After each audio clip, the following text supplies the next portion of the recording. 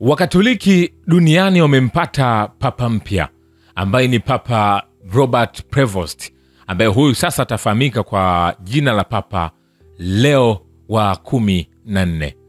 Papa Leo wa 14 ana historia ndefu sana, na kiujumla ni papa ambaye kwa sasa ana umri wa miaka 69 na atakuwa kiongozi wa 267 kwenye kiti cha enzi cha Mtakatifu Petro, na atajulikana kama Papa Leo wa 16. Anakuwa Marekani wa kwanza kushika wadhifa wa papa, ingawa anachukuliwa kuwa kardinali kutoka Amerika Kusini kwa sababu ya miaka mingi aliyotumikia kama misionari nchini Peru kabla ya kuwa askofu mkuu huko, na ana uraia wa Peru na anakumbuka kwa upendo kama mtu aliyefanya kazi na jamii zilizotengwa na kusaidia kuunganisha jamii katika kanisa la eneo hilo.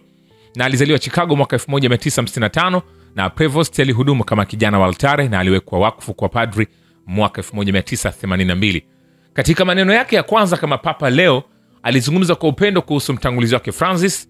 Anasema, bado tunasikia masikini mwetu sauti dhaifu lakini daima yenye ujasiri ya Papa Francis ambaye alitubariki tukiungana na kushikana mikono na Mungu tusonge mbele pamoja. Aliwaambia umati wa watu waliokuwa kishangilia.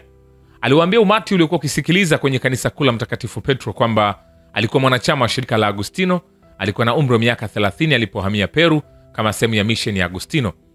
Francis alimteua kuwa askofu wa Chiclayo nchini Peru mwaka mmoja baada ya kuwa papa, na anawajua vizuri makardinali kote ulimwenguni kwa sababu ya nafasi yake muhimu kama mkuu wa baraza la maaskofu. Kwa kuwa 80% ya makardinali walioshiriki mkutano huu waliteuliwa na Francis, haishangazi sana kwamba mtu kama Prevost alichaguliwa na ataonekana kama mtu aliyeunga mkono kuendelea kwa mageuzi ya Francis katika kanisa Katoliki. Sasa nikwambie haya yote nimekueleza juu ya Papa Leo wa 14, lakini nikwambie jambo moja. Rais wa Marekani Donald Trump inaonekana kwa sisi wananzengo kama vile alionekana kumtabiri papa ajaye ana uwezekano kutoka ndani ya taifa hilo la Marekani. Kwa nini? Ni kwa sababu Papa Francis aliweza kufariki dunia. Wakati anafariki dunia, Papa Francis alifanikiwa siku yake ya mwisho au masaa yake ya mwisho, alionana na makamu wa rais wa Marekani J.D. Vance, na walizungumza mambo mbalimbali na papa alimbariki akaendelea na ziara zake Italia. Sasa wakati yeye anaelekea Italia kuanza ziara zake, basi nikwambie Papa Francis alifariki dunia. Na alipofariki alikwenda kumzika Papa Francis alikuwa ni Donald Trump, rais wa Marekani. Alishiriki kama moja viongozi wakuu wa dunia waliowakilisha viongozi wengine ambao walikuwepo pia katika mazishi ya Papa Francis, na Papa Francis aliweza kupumzishwa mahali pema peponi. Tunasema Bwana ametoa na Bwana ametoa, jina lake lihimidiwe. Amin. Lakini siku chache zilizopita ulimwengu mzima, wafuasi wa kanisa Katoliki walionekana kuweza kumkebei Donald Trump mara baada kupitia kwenye mtandao wake wa Trust Social. Alionekana akiposti picha inamuonyesha yeye Donald Trump.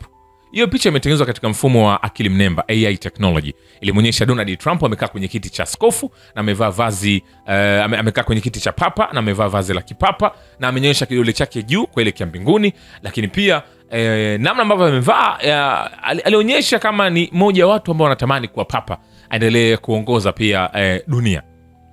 Ilikuwa ni katika utani, na ukitazama kwa wengi walioweza kupokea lile waliona kama ni kibei kwa kanisa Katoliki, lakini kwambie ile kitu ilikuwa inakiashiria fulani juu ya hichi kilichoendelea kwa papa, lakini hatukuweza kufumbuliwa macho kuona katika ulimwengu. Lakini labda kuna wale wana uwezo wa kuona katika ulimwengu mwingine, nadhani waliona, kwa sababu ukitazama binadamu tunaambiwa wapo wenye uwezo wa kuona katika ulimwengu wa roho na ulimwengu wa nyama, na wapo ambao tu wanaona katika ulimwengu wa nyama.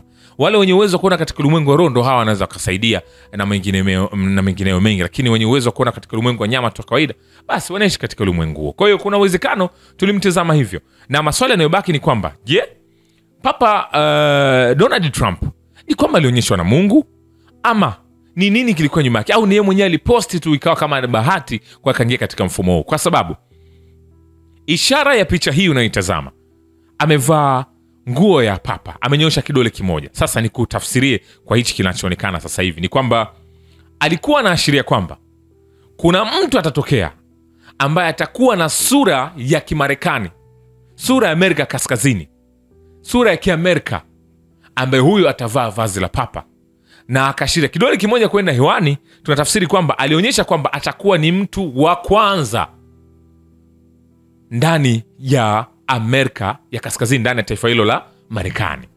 Kwa hiyo ilikuwa ni ashirio ambalo lilikuwepo, lakini kiujumla hakuna alielewa. Kwa hiyo kwa mantiki hiyo, kwanza sasa unanifuatilia nikwambie, unapaswa kuona kile ambacho kinafanywa katika ulimwengu huu wa nyama na damu, kukitathmini mara mbili.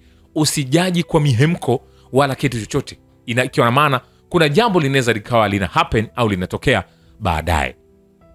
Hii nimekusogezea.